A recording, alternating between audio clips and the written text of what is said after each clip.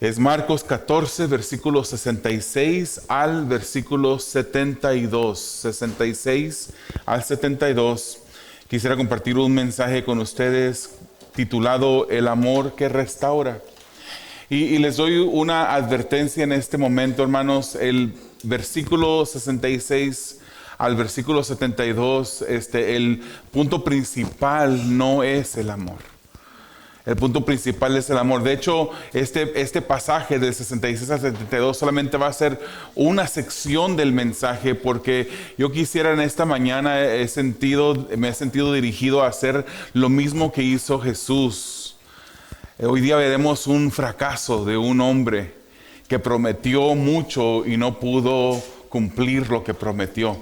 Pero que Jesús no lo dejó en el lugar donde terminó llorando amargamente, sino que Jesús fue y lo levantó.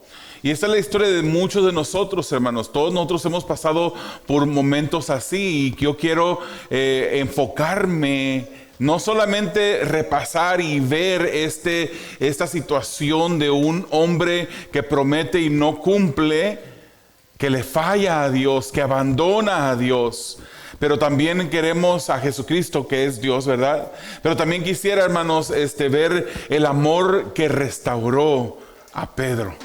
Y en esta mañana vamos a estar viendo los versículos. Vamos a retroceder un poquito en el tiempo, a unos mensajes atrás. Brevemente vamos a ver el capítulo 14 de Marcos, versículos 29 al 31. Y vamos a ver un caso de orgullo, Luego vamos a entrar al pasaje de esta mañana, que es los versículos 66 al 72. Y vamos a ver un caso de fracaso. Y luego vamos a terminar con el libro de Juan, capítulo 21, versículos 15 al 19, donde vamos a ver el ejemplo de ese amor que restaura. Cuando yo tenía 7 años aproximadamente, hermanos, no le puedo decir la fecha. Si le digo que es aproximadamente 7 años, es porque es aproximadamente 7 años. Podría hacer un cálculo de el año que nací, agregarle 7 años y decirle en tal año.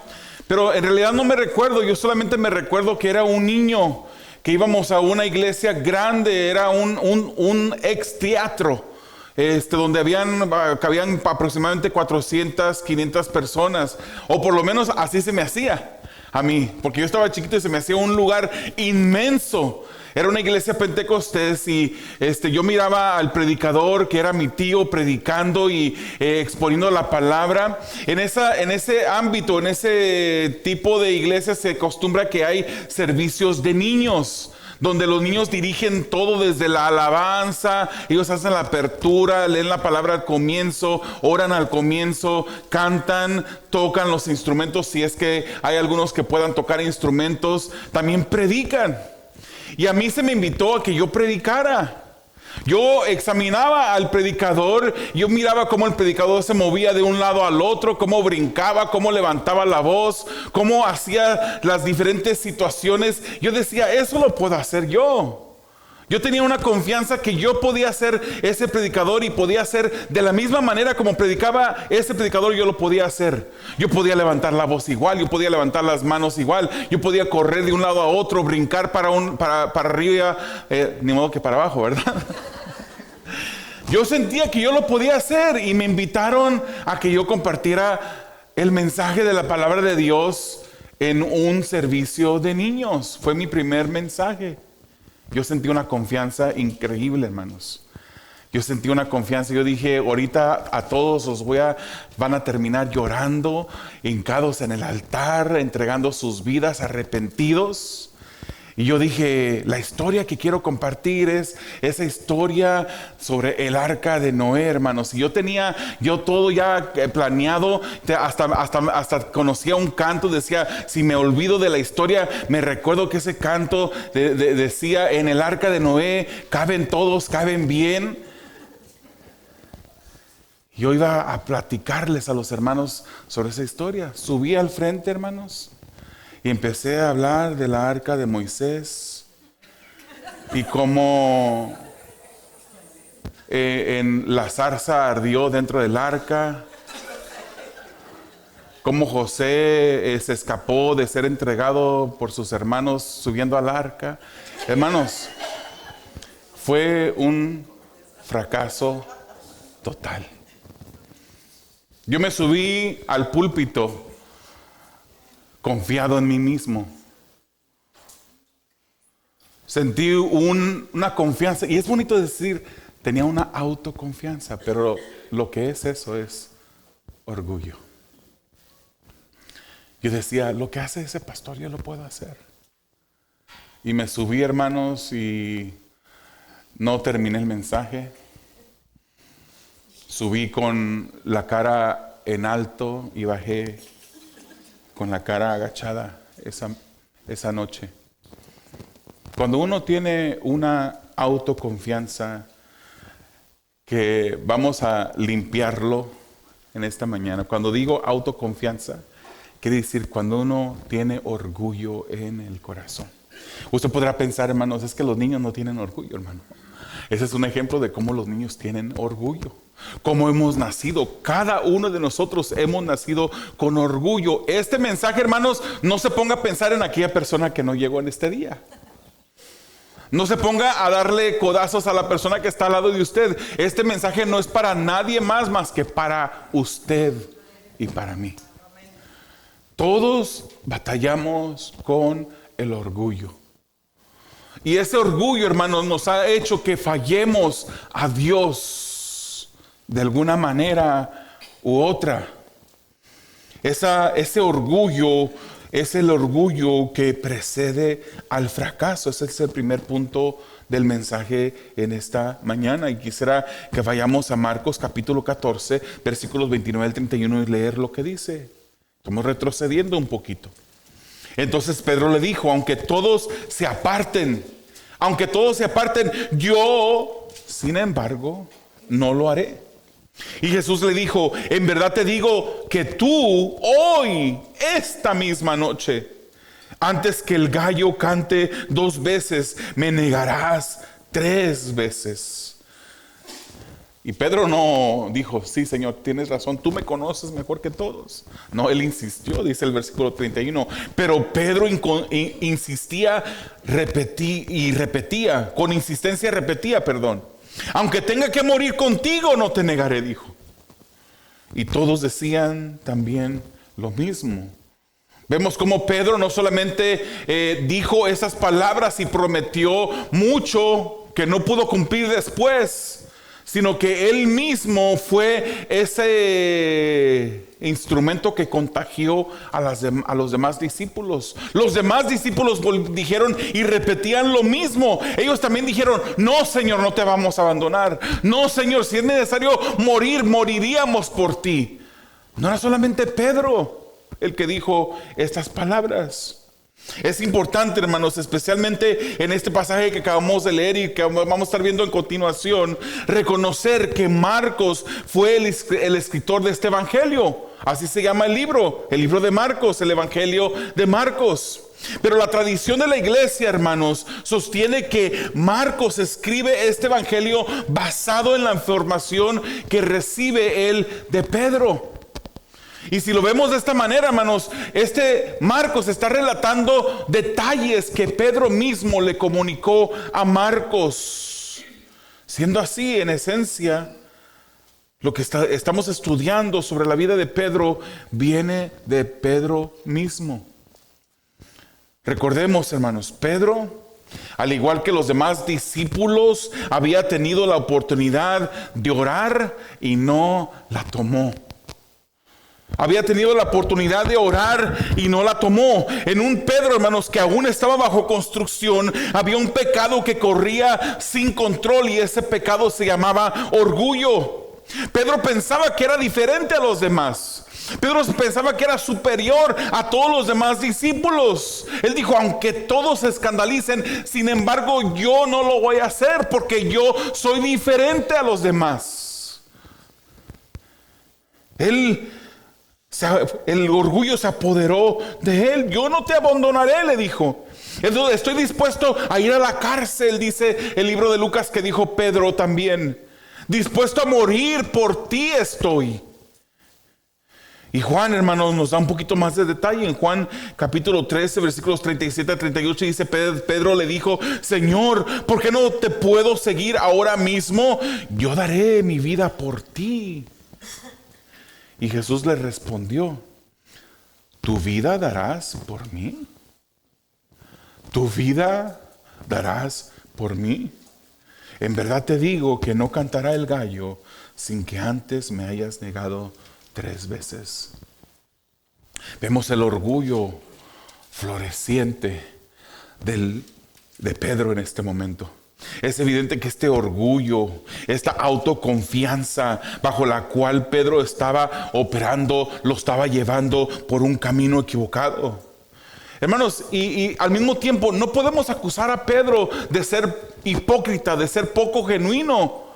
Yo creo, hermanos, que Pedro era genuino. Yo creo que él tenía convicción en las palabras que él decía. Yo no te voy a dejar. Yo no creo que en ese momento él intencionaba mentirle a su maestro. Él estaba siendo sincero, pero había colocado su sinceridad y su fundamento en sí mismo y no en Dios. Su convicción estaba mal dirigida. Su enfoque era su propia persona y no Dios. Este orgullo, hermanos, y esta autoconfianza solo llegaría a mostrar su fragilidad como una realidad de su humanidad débil. Y hermanos, esta historia es la historia de nosotros. ¿Cuántas veces hemos hecho lo mismo que ha hecho Pedro? Usted dirá: yo no he andado con Jesús. Yo no le he prometido a Jesús que cuando Él anunciaba su muerte, yo nunca lo escuché. Jesús ni siquiera lo he visto yo. Pero ¿cuántas veces demostramos la misma autoconfianza o, entiéndase, orgullo? Pensamos que nosotros podemos. Desviamos nuestra mirada hacia nosotros y comenzamos a dejar la dependencia de Dios. Usted dirá: no, pastor, esto no soy yo, me equivoqué. Este era el domingo equivocado, hoy no tenía que haber llegado. Este mensaje es para nosotros. Usted lo ha demostrado esta semana. Y si no lo demostró esta semana, por la gracia de Dios, en alguna semana lo ha demostrado.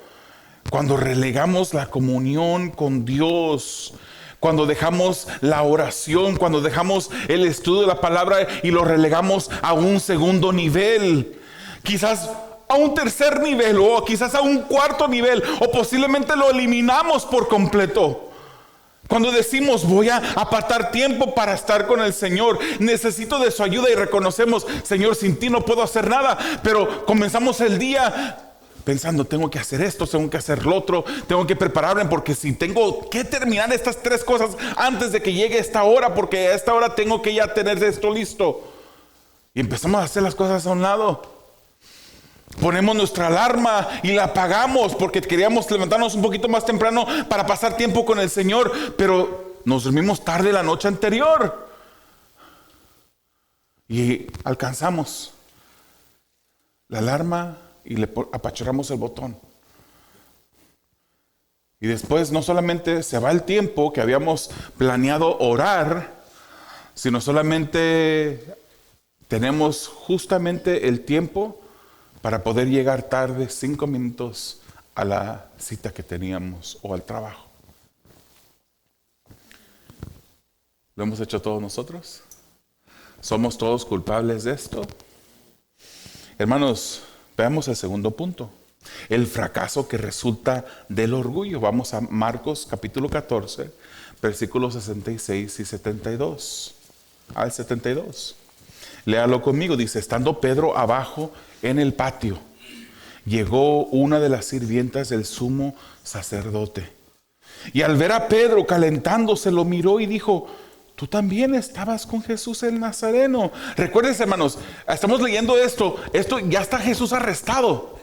Tenemos que entender esto: ya lo han arrestado a Jesús. Ya cuando llegaron el ejército romano con los guardias del templo a arrestar a Jesús, todos se abandonaron. ¿Se recuerda en el mensaje anteriormente? Todos lo han abandonado. Entonces ahora este Pedro está abajo en el patio, y llegó una de las sirvientes del sumo sacerdote, y al ver a Pedro calentándose lo miró y dijo: tú también estabas con Jesús el Nazareno.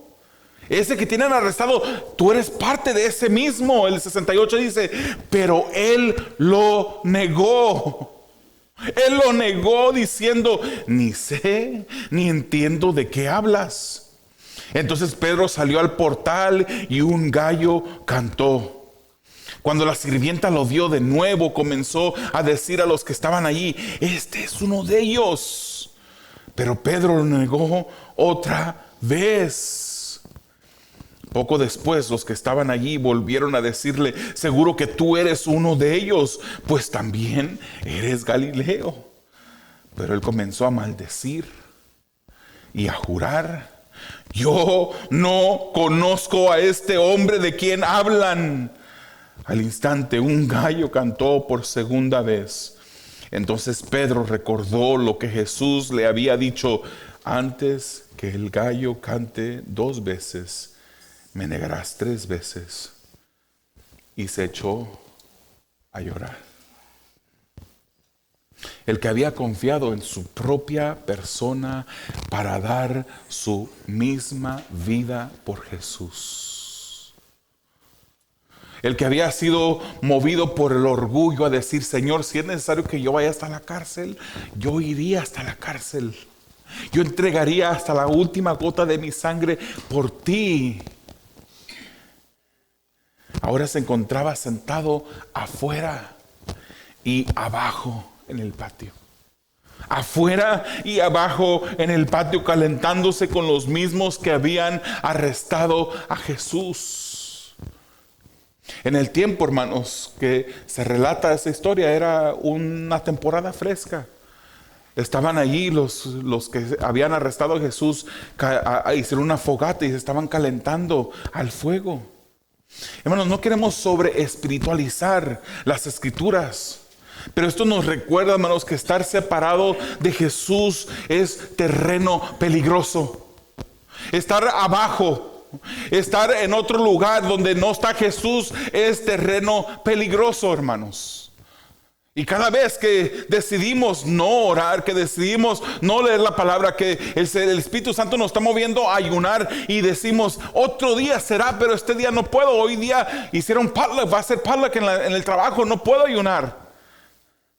Cuando hacemos esa voz y le ponemos snooze, apagamos esa alarma de la conciencia o de la voz del Espíritu Santo que nos está diciendo, que nos está hablando, hermanos, cada vez que hacemos eso, estamos apartándonos un poquito más y un poquito más de Jesús. No tardó mucho, hermanos, en llegar otra tentación. La sirvienta del sumo sacerdote dijo, tú también estabas con Jesús el Nazareno. Tú eres de ellos. Y cuando confió en él mismo, Pedro falla. Su contestación afirma no saber de qué hablaba en ese momento, hermanos. Un gallo canta, pero su enfoque en él mismo, su orgullo lo mantenía ciego y sordo, sin poder escuchar. Hermanos, el orgullo en nuestras vidas es algo que debemos de asesinar, de llevar a la muerte. Y le voy a decir una cosa, no podemos hacerlo nosotros mismos. Tenemos que pedirle a Dios que lo haga. Tenemos que pedirle a Dios que Él obre en nosotros para que este orgullo vaya disminuyendo en nuestras vidas. Todos tenemos orgullo. Si me dicen dónde está la línea del orgullo, hermanos, mi esposa sabe que yo tendría que estar en esa línea. Correría la línea para ser el primero, si soy honesto. Algunas personas tienen el orgullo más controlado por el Espíritu que otros. Pero todos batallamos con el orgullo como batalló Pedro. Todos hemos en alguna manera sido ciegos y sordos por causa del orgullo y no obedecemos a Dios. Hermanos, al insistir la sirvienta, Pedro lo vuelve a negar por segunda vez. Una tercera ocasión es abordado por los que estaban presentes y le dicen, tú eres uno de ellos, pues eres Galileo. Hermanos, la manera de Pedro hablar, el acento que Pedro tenía es aclarado por Mateo. Mateo capítulo 26, versículo 73 nos dice: un poco después se acercaron los que estaban allí y dijeron a Pedro: seguro que tú también eres uno de ellos, porque aún tu manera de hablar te descubre. Las personas que eran de... ¿dónde estaba Jesucristo en ese momento arrestado? En Jerusalén. ¿Se recuerda? Él había hecho mucho de su ministerio en el norte de Israel. Él incluso había ido al norte, pasando las fronteras, todavía dentro del imperio romano, a Tiro y a Sidón. Ahí fue donde se encontró a esa mujer sirofenicia que le ruega que librara o que libertara a su hija de esos demonios. Pero él, la mayoría de su ministerio, o mucho parte de su ministerio, él la ejerció en el norte. En el norte, la gente del norte hablaban diferentes, como en México, ¿verdad? Cuando usted escucha a una persona decir chícharo, usted sabe de que no es de Zacatecas. Aunque Zacatecas todavía es parte como medio del norte, sur, centro, no sé. Pero usted se identifica las maneras de las personas hablar dependiendo de dónde son. Aunque sean de un mismo país. A Pedro lo identificaron como Galileo porque su manera de hablar lo descubría. Y en este momento Pedro comienza a jurar y a maldecir algo que Jesús no hacía. Él empieza a hacer lo que Jesús no hacía para empezar a añadir distancia entre él y Jesús, para que no lo identificaran con Jesús. Él se separaba de esta manera de Jesús, cometiendo pecado, hacía una separación entre él y Jesús. Qué bajo había caído Pedro. Qué bajo había caído Pedro. Pero una cosa, hermanos, que podemos ver en las Escrituras es que fue la misericordia y gracia de Dios la que permite que el gallo cante una segunda vez. Fue en este momento, hermanos, cuando Lucas nos dice que el Señor se vuelve y mira a Pedro. En ese momento, cuando canta el gallo, Jesús mira a Pedro. ¿Qué tipo de mirada habrá sido la mirada de Jesús? ¿Cómo lo habrá visto Jesús a Pedro en ese momento? Hermanos, si hubiéramos sido nosotros, si nosotros hubiéramos sido Jesús, yo creo que hubiéramos volteado a ver te dije. Te dije. En una ocasión una persona me dijo a mí: eso es lo que más aborrezco.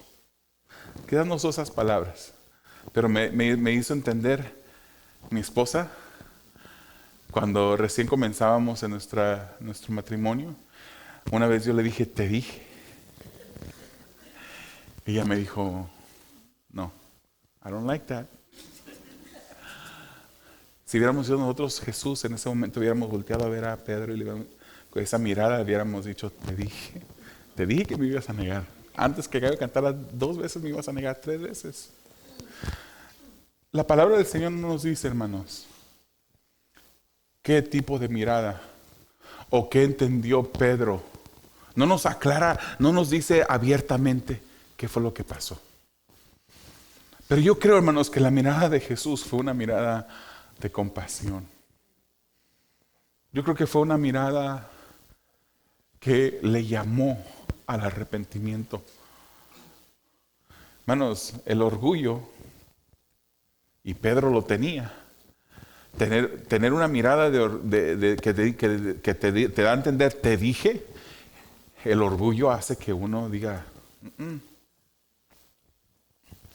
Y Pedro en ese momento, hermanos, escucha a este gallo cantar y mira los ojos penetrantes de Jesús, que penetraron hasta lo profundo de su alma. Fue la misericordia de Dios que le permite a Pedro recordar la advertencia en este momento que Jesús le había dado. Cuando Pedro se deslizaba más y más, fue la gracia y la misericordia de Dios que lo traen de regreso. Dígame que esta no es nuestra historia. Dígame que usted nunca ha estado al punto de estar deslizándose más y más en lo que en inglés se le llama un slippery slope. Dígame que usted nunca ha estado en esa situación en la que si no había sido por la misericordia de Dios, usted hubiese caído más profundo de lo que cayó. Fue la misericordia y la gracia de Dios que movió también a Pedro en este momento a reconocer lo que había hecho. Él lloró. Mateo y Lucas nos dicen que lloró amargamente Pedro. Después de haberle dicho al Señor: Señor, si es necesario, yo voy a la cárcel por ti. Yo pierdo mi libertad, yo pierdo hasta mi vida por ti, pero yo no te voy a abandonar. Se podrán escandalizar los demás, pero yo no lo voy a hacer. Y en este momento se recuerda las palabras del Maestro. Él llora amargamente. El dolor de fallarle al Maestro fue un dolor profundo, pero un dolor necesario. El dolor, la prueba, hermanos, es la que nos va a nosotros a mantener en el piso, caminando sobre la tierra. Porque es el orgullo, hermanos, el orgullo es como la gravedad. El orgullo es como la gravedad. El orgullo te hace caminar más livianamente y empiezas a levantarte hasta el punto de pensar que estás caminando sobre el aire. Pero la situación difícil es la que te permite y la que Dios orquesta en nuestras vidas muchas veces para mantenernos caminando sobre tierra. Esta fue, hermanos, gracias al Señor, una indicación de que Pedro era salvo. Él reaccionó como una persona que es salva. Hermanos, cuando uno peca, si uno no siente ninguna tristeza, ninguna cosa negativa por lo que uno acaba de hacer, hay peligro allí. El mismo orgullo te ha cegado, el mismo orgullo te ha hecho sordo y no permite que tú estés viendo las cosas que están pasando en tu vida. Hay peligro. Entonces, en resumen, Pedro estaba en el patio, no estaba al lado de Jesús. Pedro es confrontado y niega a conocer a Jesús repetidamente mientras que el gallo canta. Y Pedro recuerda la advertencia de Jesús y llora. Ese es el resumen del pasaje de enfoque en esta mañana. El orgullo, hermanos, como todo pecado, nos mantiene sordos y despistados. Es la gracia y la misericordia de Dios que no te permite deslizarte hasta un nivel en el que ya no puedas escuchar su voz. Es su misericordia, es su gracia la que nos mantiene. Es la gracia y misericordia de Dios que usa de nuestros fracasos para traernos convicción y que podamos aprender de esos fracasos. Pero ese es el punto. Aprendamos de los fracasos. Aprendamos cuando pasamos por la prueba. Cuando podemos resistir la tentación, aprendamos. Cuando no la podamos resistir, aprendamos de esa situación para no volver a pasar por la misma carretera. Hermanos, el Salvador amoroso no dejaría a Pedro en el lugar donde estaba. Imagínense que ahí hubiera terminado la vida de Pedro, llorando amargamente. Dios es un Dios bueno con nosotros y compasivo. Y era de esperarse, hermanos, porque Lucas capítulo 22, versículo 31 al 32 nos dice: Simón Pedro, mira que Satanás los ha reclamado a ustedes para zarandearlos como a trigo. Me encanta el versículo 32, hermanos. Dice: pero yo, dijo Jesús, yo he rogado por ti. Yo he rogado por ti para que tu fe no falle. Y tú, una vez que hayas regresado, fortalece a tus hermanos. ¿Le falló Pedro a Jesús? Sí le falló. Sí le falló. Pero Jesús había rogado para que esa fe permaneciera después de la prueba. El amor restaurador del Maestro es algo que veremos en el próximo pasaje de Juan 21, 15 al 19. Léalo conmigo, vaya conmigo si tienen su Biblia. Juan 21, 15 al 19. El amor restaurador después del arrepentimiento. Entonces, cuando habían acabado de desayunar, Jesús dijo a Simón Pedro: Simón, hijo de Juan, ¿me amas más que a estos? Pedro le dijo: sí, Señor, tú sabes que te quiero. Jesús le dijo: apacienta mis corderos. Y volvió a decirle por segunda vez: Simón, hijo de Juan, ¿me amas? Pedro le dijo: sí, Señor, tú sabes que te quiero. Jesús le dijo: pastorea mis ovejas. Le dijo por tercera vez: Simón, hijo de Juan, ¿me quieres? Pedro se entristeció porque la tercera vez le dijo: ¿me quieres? Y le respondió: Señor, tú lo sabes todo. Tú sabes que te quiero. Jesús le dijo: apacienta mis ovejas. Si usted está leyendo en su Biblia y su Biblia lee diferente, es porque yo estoy leyendo de la Nueva Biblia de las Américas. La Nueva Biblia de las Américas hace distinción de las palabras que se están usando en el original. Es la palabra para amor, ágape, y la palabra para amor, fileo. En un momento voy a explicar eso. Pero aquí vemos al Señor Jesucristo preguntándole, las mismas veces que Pedro lo niega, Él le pregunta a Pedro: ¿me amas? Le pregunta 2 veces. Y Pedro le contesta: te quiero, 2 veces. La tercera vez Jesús le pregunta: ¿me quieres? Y él vuelve a contestar: te quiero, tú sabes que te quiero. Después de Jesús morir, hermanos, esto ya es una escena después de que Jesús murió en la cruz del Calvario y resucitó. Él vuelve a encontrarse con sus discípulos. Él tenía una cita pendiente con Pedro. Él tenía una conversación que tenía que tener con Pedro. Jesús regresa una mañana y después de desayunar con Simón, Pedro y los demás discípulos, platicó con Pedro. Hermanos, Pedro lo había negado a Jesús 3 veces. Y Pedro fue cuestionado por Jesús 3 veces. No sé si usted sabe, hermanos, pero en las Escrituras, cuando algo se repite, es porque es algo importante, algo de más importancia. Cuando Jesucristo decía: de cierto, está repitiendo, de cierto os digo, era porque Él estaba a punto de enseñar algo que era importante. Jesucristo aquí le pregunta 3 veces, lo confronta 3 veces, lo interroga esas 3 veces, e interroga su amor por Él. Interroga a Pedro: ¿cuánto me amas? ¿Cuánto me amas? Como ya dije, le pregunta 2 veces: ¿me amas? Usando esa palabra ágape.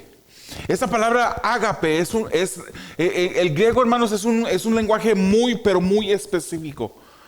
Nosotros tenemos esa palabra de amor, pero amor, hay 3 palabras. Y 2 de esas palabras es ágape y fileo. La palabra ágape, el amor ágape, es un amor incondicional. Un amor incondicional. Y cuando Jesús le pregunta: ¿me amas? Usando la palabra ágape, le está preguntando: ¿me amas con un amor incondicional? ¿Me amas, Pedro? Pero Pedro le contesta esas 2 primeras veces, y de hecho las 3 veces le contesta con: te quiero. Es una palabra también que significa amor, pero en la Nueva Biblia de las Américas lo traducen como te quiero, para identificar que era una palabra diferente en el griego. Él dice: sí, te amo con ese amor fileo, ese amor de hermanos o amigos. Sí, te amo. La tercera vez Jesús cambia y Jesús le dice, ahora Jesús es el que usa la palabra fileo. ¿Tú me amas, Pedro? Con ese amor fileo. Y ese momento Pedro se entristece porque le preguntó Jesús de una manera diferente. Usando la misma palabra que se había usado Pedro, lo usa ahora Jesús. ¿Tú me amas, Pedro? Y él se entristece y dice: Señor, tú lo sabes. Él se llenó de tristeza, pero aún en medio de esa tristeza, él afirma ese amor por él. Es amor, hermanos, aunque en la Biblia Nueva de las Américas, simplemente para distinguir la palabra original se usa quiero. Es amor lo que Pedro está hablando, expresando en este momento. Hermanos, es posible que Jesús estuviera recordando las 3 veces que Pedro lo negó, pero no sabemos por qué le pregunta estas 3 veces con toda seguridad. No sabemos por qué hay este juego de palabras entre Fileo y Ágape. Pero seguro que las negaciones de Pedro, los fracasos de Pedro, seguro que esta conversación con Jesús quedaron plasmadas en el alma de Pedro. Él no se iba a olvidar de esto. Él no se iba a olvidar de las veces que él negó conocer a Jesús. Él no se iba a olvidar de esta conversación que Jesús tuvo con él. Lo que sí sabemos, hermanos, es que Pedro aprendió la lección. Hermanos, no solo demostró que él quería a Jesús, él demostró amar a Jesús. Y no solamente amarlo con un amor fileo de hermanos y amigos, sino que lo amó con un amor ágape. ¿Qué es más importante, decirte te amo o demostrarte que te amo? Demostrarte que te amo. Y Pedro, hermanos, demostró con sus acciones que él amaba a Jesús con un amor ágape, un amor incondicional.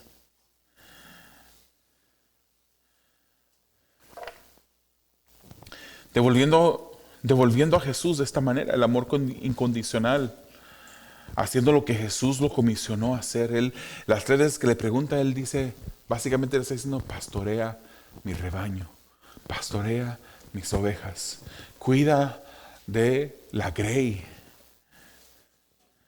Hermanos, tanto que la tradición nos dice que murió crucificado.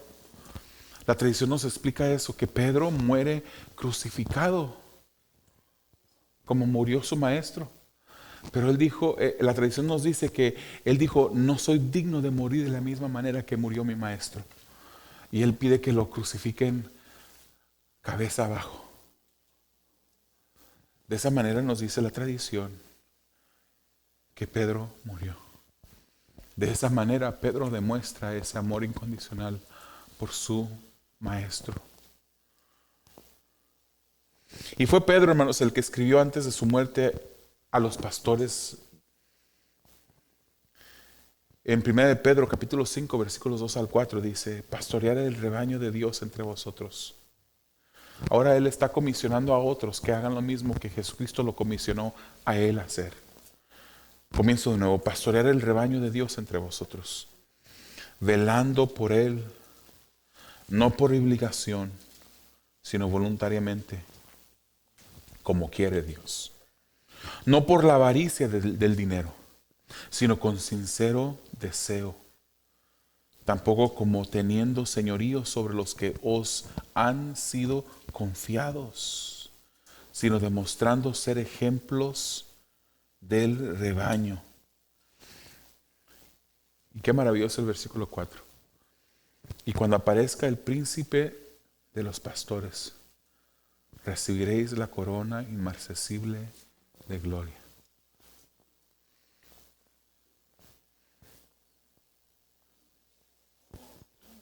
Ese príncipe de los pastores, hermanos, es Jesucristo. Fue el pastor por excelencia que comisiona a Pedro a cuidar del rebaño, a pastorear las ovejas. Y ahora Pedro le pasa la batuta a otros pastores y les dice exactamente cómo deben de pastorear. Sin esto, así. Sin esto, así. Sin esto, así. Pero es este mismo Pedro, hermanos, el que también aprendió a no confiar en sí mismo, sino poner su confianza en Dios.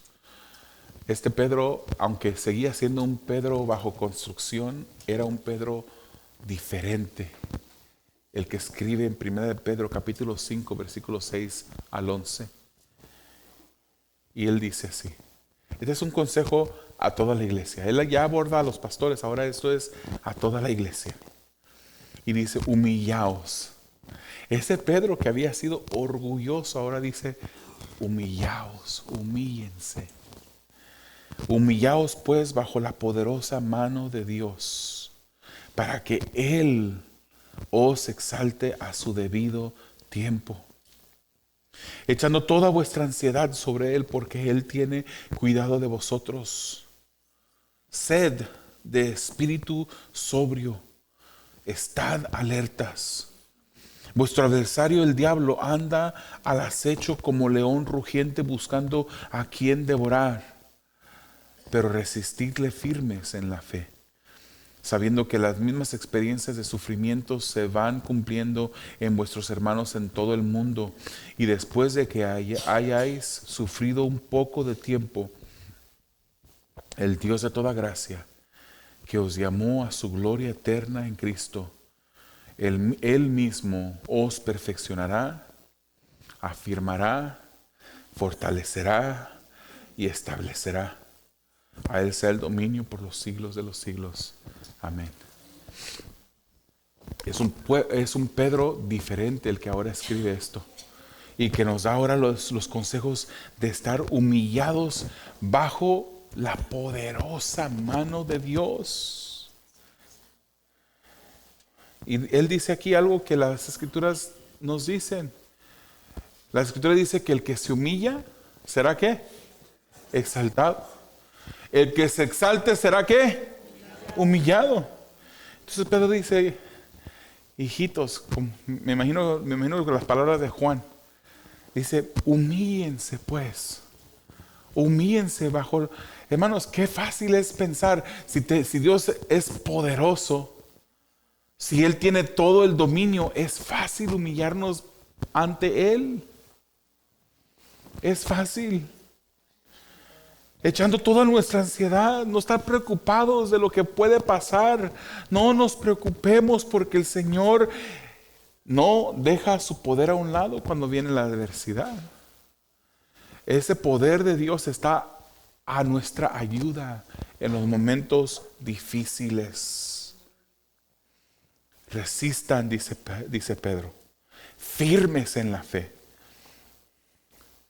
Firmes en la fe, hermanos, sabiendo que las experiencias de sufrimiento que se han cumplido en otros hermanos en todo el mundo se seguirán cumpliendo, y aquí les da a entender, también se van a cumplir en ustedes. Hermanos, hoy en día, usted no lo escucha en los medios, no escucha usted las noticias, no importa qué noticiero usted escuche, no importa de qué lado, si centro, derecha, izquierda, no importa. Hoy en día usted no escucha cómo miles y miles de cristianos están perdiendo sus vidas en el África, asesinados por ser cristianos. Usted tiene que ir a un blog cristiano, a una página de YouTube cristiano. Esos son los únicos lugares donde hoy en día, hermanos, hoy en día hay personas que están resistiendo la prueba y que están mostrando ese amor ágape, ese amor incondicional por su Maestro. Nosotros estamos en la gloria, hermanos. Estamos tranquilos, aquí no tenemos miedo, cerramos la puerta por el aire acondicionado. Todo bien, todo tranquilo. Pero hay cristianos, hermanos, que están pasando por dificultades. ¿Qué pasaría si un día esa dificultad y esa prueba, esa tribulación, esa persecución llega y toca nuestra puerta? El Señor quiere que nosotros demostremos amor incondicional por Él, como Él lo mostró por nosotros. Hermanos, nosotros dependemos en Dios. Nos debemos de humillar ante Él. No dejemos que el orgullo de nuestra debilidad humana nos engañe y nos haga fracasar. Estemos sobrios, estemos alertas, resistamos firmes confiando en Dios. Jesucristo mismo, siendo verdaderamente hombre, pero también verdaderamente Dios, nos da un ejemplo maravilloso. Y uno de esos ejemplos Él lo demuestra estando en el jardín del Getsemaní. Mateo 26:38 nos dice: entonces dijo, mi alma está muy afligida hasta el punto de la muerte, quédense aquí y velen junto a mí.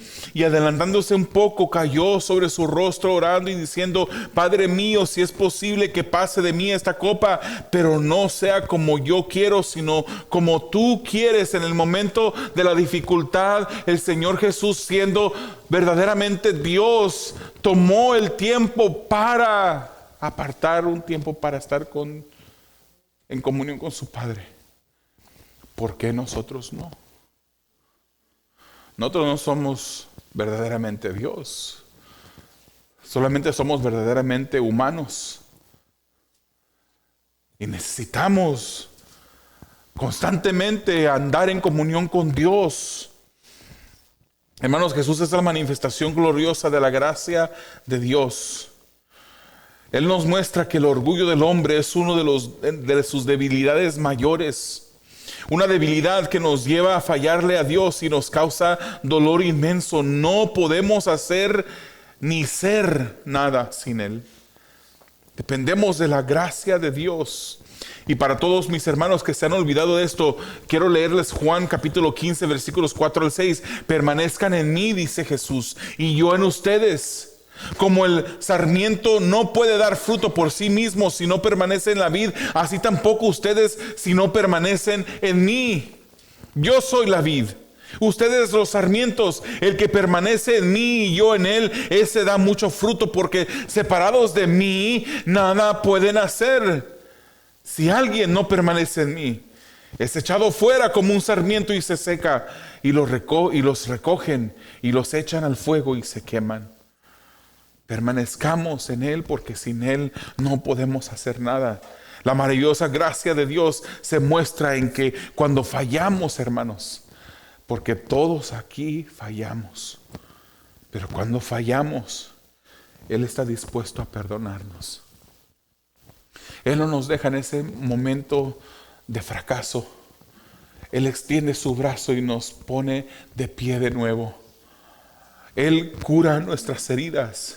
Él restaura nuestras vidas. Él nos perdona y nos restaura. Como dice Juan en 1 de Juan 2:1, hijitos míos, les escribo estas cosas para que no pequen. Pero si pecan, y si alguien peca, dice, tenemos abogado para con el Padre, a Jesucristo el justo. ¿Puedes cerrar tus ojos? ¿Puedes inclinar tu rostro?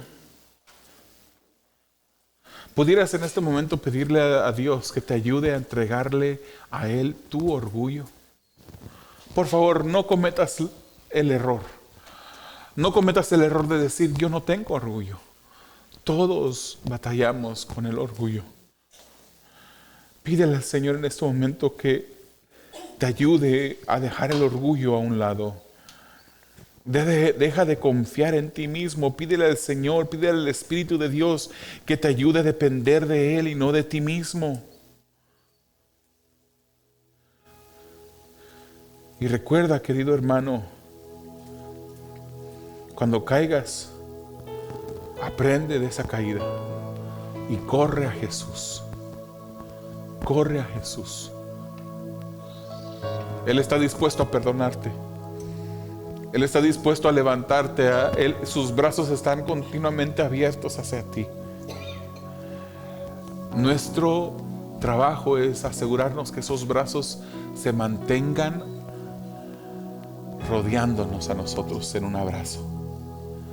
Camina a su lado. Que no te encuentres tú calentándote bajo fuego del pecado, alejado de Dios, abajo y fuera en el patio como estaba Pedro. Aunque tú con mucha convicción le puedas decir, Señor, a ti yo no te voy a fallar, reconozcamos que nosotros no podemos resistir por nosotros mismos la tentación, sino que necesitamos de nuestro Salvador.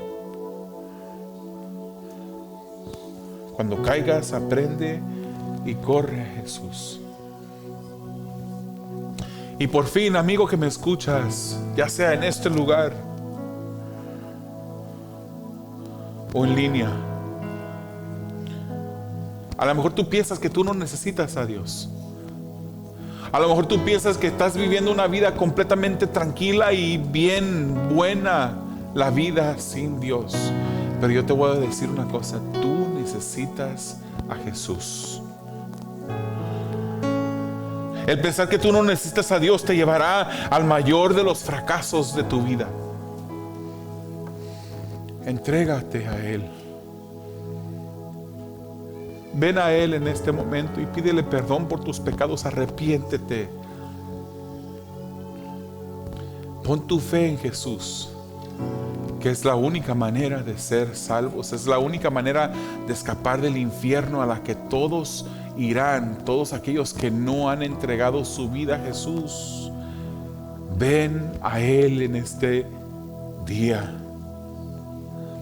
Amado Dios, te damos gracias por el consejo de tu palabra. Sabemos, Señor, que tú has tratado, Padre, no solamente en este mensaje, sino en otros mensajes anteriores de esta misma serie de Marcos, con nuestro orgullo, Señor. Y tú sigues tocando en la puerta de nuestros corazones, Señor.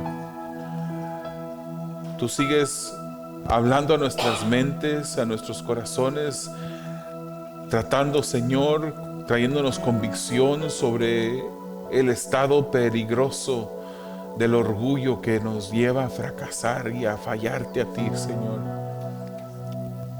Yo te pido, Padre, que tú renueves nuestras vidas.